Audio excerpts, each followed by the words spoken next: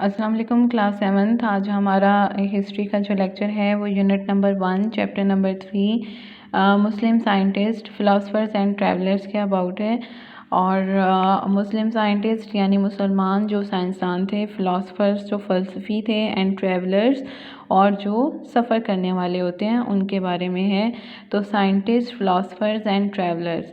The Muslims were at one time known for their dedication to science. एक time ऐसा था जब मुसलमान अपनी डेडिकेशन, साइंस में डेडिकेशन के लिए बहुत ज़्यादा नाउन थे, मशहूर थे, जाने जाते थे। यानी उन्होंने डेडिकेशन क्या होता है, नज़ो नियाज़ करना, यानी कुछ वक्फ कर देना।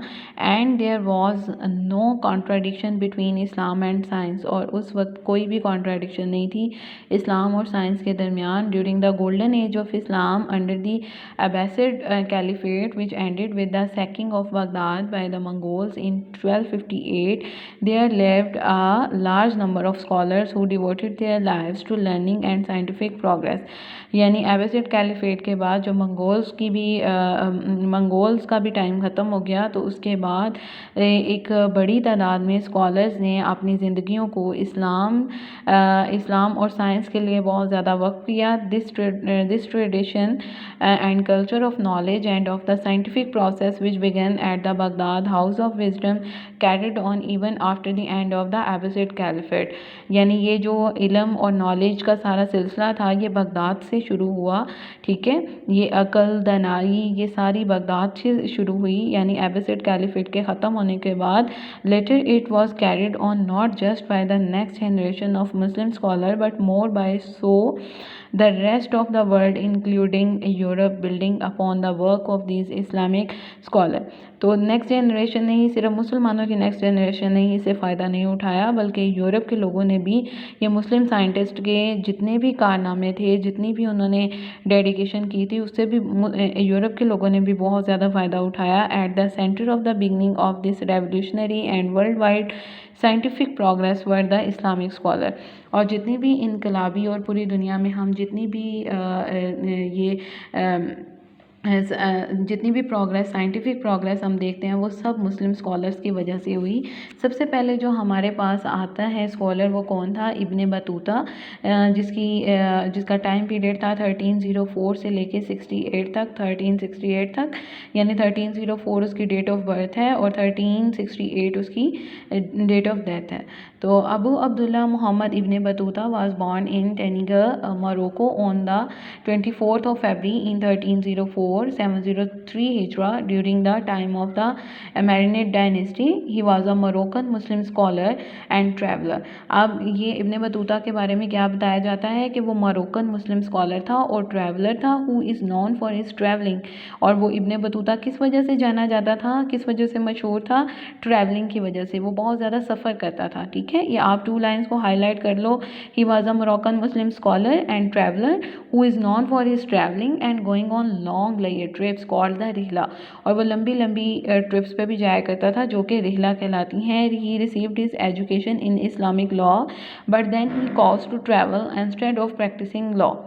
He recognized the advantages of international travel and spent almost his entire life traveling, and his journeys lasted for a period of almost 30 years। यानी उसने बहुत लंबे लंबे सफ़र किए। और after the completion of his journey in 1355 little else is known about Ibn Battuta's life। He was appointed a judge in Morocco and later died in 1368। वो Morocco का एक जज भी मुकर्रर हुआ और उसके बाद 1368 में उसकी डेथ है। During those times of no internet and no communication technology Ibn Battuta helped exchange cultural and geographical information which aided in understanding cultures and diversity and encourage other people to explore the world. यानी उसने ऐसे ज़माने की बात की जब ना तो हमारे पास इंटरनेट की फैसिलिटी होती थी और ना कम्युनिकेशन की टेक्नोलॉजी होती थी। तो उस दौरान भी उसने कल्चर को मतलब बहुत ज़्यादा एक्सप्लोर किया, जियोग्राफिकल इंफॉर्मेशन उसने हासिल की और उसके अलावा उसने कल्चर की डाइवर्सिटी, यानी क्योंकि वो ट्रैवलर था तो वो जिस जिस इलाके में सफ़र करता था, जहाँ जहाँ पे भी जाता था वहाँ के कल्चर को समझता था और मुख्तलिफ़ लोगों के बारे में जितनी भी इंफॉर्मेशन होती थी उसको एक्सप्लोर करता था। नेक्स्ट हमारे पास आता है अल-बैरूनी। ये आपको पिक्चर से भी शो हो रहा है, ये इन्हीं की पिक्चर्स हैं। और अल-बैरूनी की डेट ऑफ बर्थ है 973 और 1048 डेट ऑफ डेथ है। Al Biruni which literally means an outsider as he was from outside the main city. इसका अल-बैरूनी का जो लिटरल मीनिंग है वो है आउटसाइडर, यानी बाहर की तरफ से आने वाला।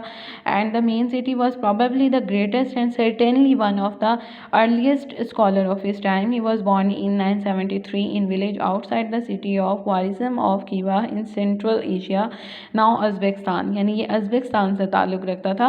His full name was Abu Rehan Mohammad बिन अहमद अल-बैरूनी, और उसका जो फुल नेम था वो क्या था, अबू रेहान मोहम्मद बिन Ahmad अल-बैरूनी। He spent the first 23 years of his life at Khwarizm. उसने जो अपने पहले जो फर्स्ट 23 ईयर्स थे, पहले 23 साल जो थे वो ख्वारिज़म में उसने स्पेंड किए थे। He was a physician, astronomer, वो फिजिशियन था। एस्ट्रोनॉमर कौन होता है, सितारों का इल्म रखने वाला। मैथमेटिशियन यानी इल्म रियाजी का माहिर था। और उसके बाद साइकिस्ट था, हिस्टोरियन था, और perhaps the most prominent figure in the Galaxy of universally recognized learned scholars who marked the golden age of Islamic sciences. He recorded his travel through India in his well-known book Kitab al-Hind, which gives a detailed account of the historical and social conditions of the Indian subcontinent almost 1,000 years ago. अब उसने एक किताब लिखी जिसका नाम किताब अल हिंद था, और उसमें उसने रिकॉर्ड क्या किया था, इंडिया का ट्रैवल। और इसमें सारे के सारे हिस्टोरिकल और सोशल कंडीशंस बताई गई थी इंडियन सब कॉन्टिनेंट की। इंडियन सब कॉन्टिनेंट क्या है, बरसगीर, यानी जब ये उस ज़माने की बात कर रहा है जब मुस्लिम और मतलब जो इंडियन सब कॉन्टिनेंट यानी हिंदू और मुस्लिम जब एक साथ रहा करते थे।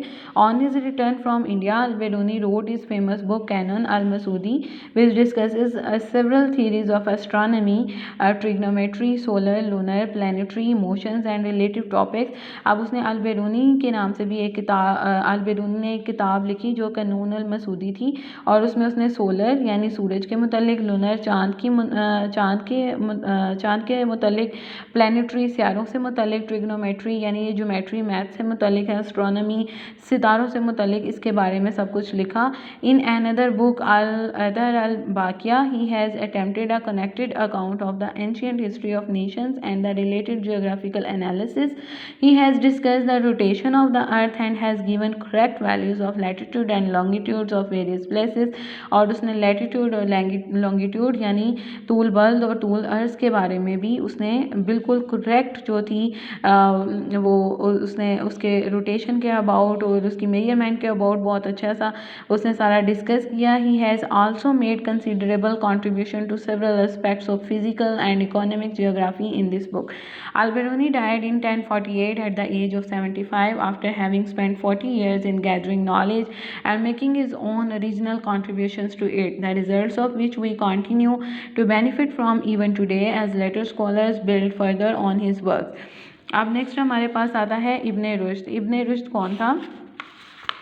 तो इब्ने रुश्द अबू वलीद मोहम्मद इब्ने Rushd was born in 1126 in Cordova, Spain, and greatest thinker and scientist of all times. Ibn Rushd's education was traditional, beginning with studies in hadith, linguistics, jurisprudence and scholastic theology.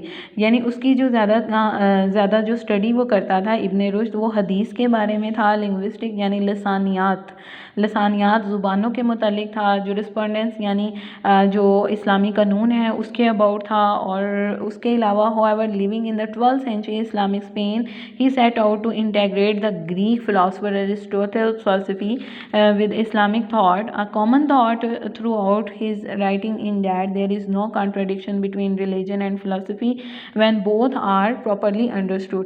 उसने कहा कि कोई भी तजाद नहीं है, कोई फ़र्क नहीं है रिलीजन और फिलासफी में, दोनों जो हैं वो प्रॉपरली अंडरस्टूड की जा सकती हैं, आसानी से समझी जा सकती हैं।